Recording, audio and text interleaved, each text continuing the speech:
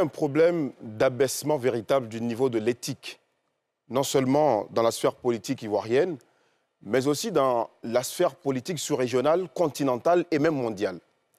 Cela se traduit notamment par le fait que le taux de corruption ne fait qu'augmenter dans plusieurs États. En Côte d'Ivoire, selon le dernier rapport Risque Pays de Bloomfield Intelligence 2025, ce sont 1400 milliards de francs CFA qui disparaissent tous les ans à cause de la corruption. Et cela représente 4% du produit intérieur brut de notre nation. Cette somme, si l'on s'en tient aux explications qui avaient été données lors de cette conférence, est directement liée à la gestion des fonds de l'État. Mais c'est aussi de la politique. Ce sont des acteurs clés de la gestion politique, de la gestion de la cité, qui sont à la manipulation de ces ressources ô combien importantes. 1400 milliards de francs CFA. Cela sous-entend que si concrètement l'éthique existait véritablement dans le milieu politique ivoirien, on aurait pu utiliser 1400 milliards de francs CFA pour répondre à plusieurs doléances de nos concitoyens, pour répondre aux problèmes de voirie, d'adduction d'eau potable, et j'en passe.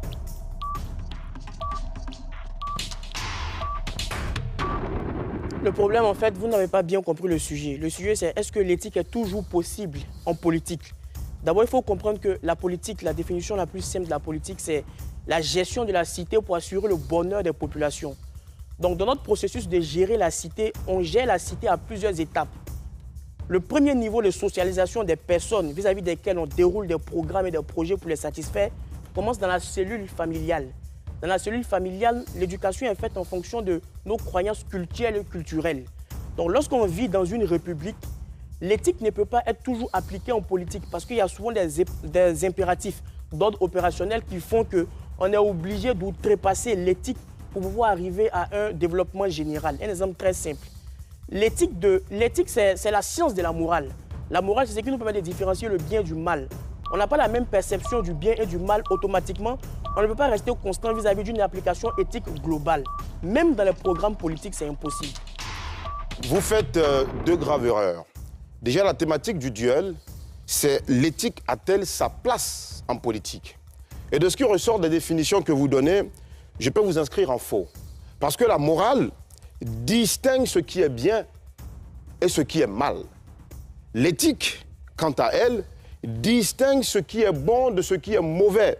La morale est absolue. Je peux même dire que la morale est universelle, alors que l'éthique dépend de l'individu en présence, dépend des conditions, des circonstances du moment.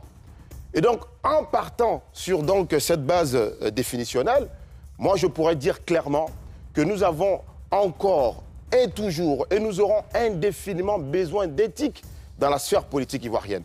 En 2011, précisément le 9 août 2011, alors qu'il y a 3 mois, il venait de prêter serment, le président Alassane Ouattara organise un séminaire au palais de la présidence de la République. Son premier ministre, Guillaume Kibafori-Soro, et tous les ministres défilent pour prêter serment. Ce que vous ne comprenez pas, c'est que le bien, c'est le bon, le mal, c'est le mauvais. L'éthique et la morale sont comme une pièce, mais c'est double face. Ce sont des faces qui sont différentes. En fait, le problème ici, c'est qu'on n'est pas en train de condamner l'intention de l'éthique, mais on est en train de dire que c'est impossible d'appliquer une éthique globale en politique. Pourquoi? Par exemple, considérer une disposition légale qui dit que la polygamie est interdite en Côte d'Ivoire, ou bien considérer une disposition légale qui dit que la consommation de l'alcool est interdite en Côte d'Ivoire. Pourtant, on vit sur 322 462 km² où on a des régions, des religions et des cultures différentes. Donc, vouloir appliquer l'éthique, qui est le bien, qui est de s'éloigner de l'alcool, va biaiser une partie des citoyens. Donc, on ne peut pas appliquer une éthique parfaite dans tout le sens du thème. Le même président Alassane Ouattara que vous mentionnez a dit qu'il ne sera pas candidat pour un autre mandat. Il est revenu sur sa parole pour dire que la peur du devoir peut transcender la parole d'un de bonne foi. Est-ce une évolution de la chose ou bien le président Alassane Ouattara est dépourvu d'éthique? Violente question, comme dirait Nguès, mais à la vérité, je maintiens ma position pour dire qu'il nous faut de l'éthique en politique. Pourquoi? Quand vous prenez par exemple l'exemple de l'alcool, mais qui vous dit que l'alcool sur certains cieux et même dans certaines cultures en Côte d'Ivoire est mauvaise? Blaise Pascal disait que vérité en deçà des Pyrénées, erreur au-delà. Et c'est pourquoi justement il faut de l'éthique en politique pour essayer d'assembler tout ce qui est sensibilité des communautés et même des religions et des ethnies pour nous permettre de nous transcender avec des valeurs morales qui nous permettraient, des valeurs morales et éthiques, qui nous permettraient au final d'agir selon le bon sens. Moi, je maintiens ma position en disant que le président Ouattara n'était pas obligé d'organiser un séminaire. Quand il organise un séminaire et fait prêter serment à tous ses ministres, et il finit par dire qu'il faut rompre avec la corruption et gérer selon lui, ériger selon lui en mode de gestion, ça veut dire que oui, il tient à l'éthique, il tient à la bonne morale et à la vertu. Pour répondre à ta préoccupation de manière simple, on n'est pas en train de dire que l'alcool est bonne ou pas bonne. On est en train de dire que la politique fonctionne avec des dispositions principielles et des dispositions légales. Donc, donner un principe qui dit que tel est interdit peut frustrer une grande partie de la population. Donc, souvent, l'éthique est confrontée à la souplesse des spécificités. Pour revenir au cas du président Alassane Ouattara, on avance, Diatopi Diakourni. Il dit hier qu'on fait signer au ministre une charte éthique et après, il revient remettre en cause cette éthique. Et vous pose la question de savoir, est-ce qu'il a failli à cette disposition éthique ou bien c'était le contraire? Allons sur la scène internationale, le président Vladimir Poutine, qui estime que le cordon sécuritaire de son pays est biaisé lorsque l'Ukraine tente de rentrer dans l'OTAN. Donc, il décide de faire une opération militaire pour protéger son pays. L'Occident dit invasion de la Russie en Ukraine. L'Ukraine dit défense légitime de son territoire. Donc, vous allez voir que la question de l'éthique fait le bien. Envoyer des soldats en guerre est souvent face à des sensibilités de fond. C'est pourquoi je vous remercie d'ailleurs de rejoindre ce que je disais. J'ai dit tout à l'heure que l'éthique était circonstancielle et que la morale, elle était universelle. C'était une vertu qui ne se discutait pas. Mais l'éthique nous appartient. Le président Ouattara, son éthique lui appartient. Et je ne veux pas faire un débat de constitutionnalisme, je n'en ai pas la prétention, mais vous avez bel et bien signifié que la République, la nation est fondée sur des textes.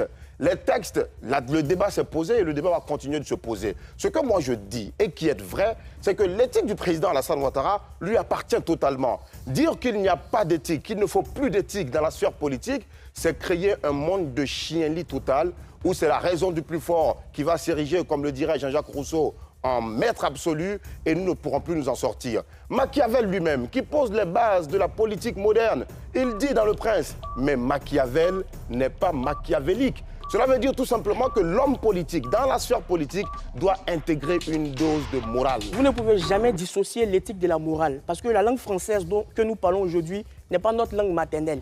D'après les référentiels littéraires, l'éthique, c'est la science de la morale. La morale nous permet de distinguer le bien du mal. Donc, qui dit éthique dit morale.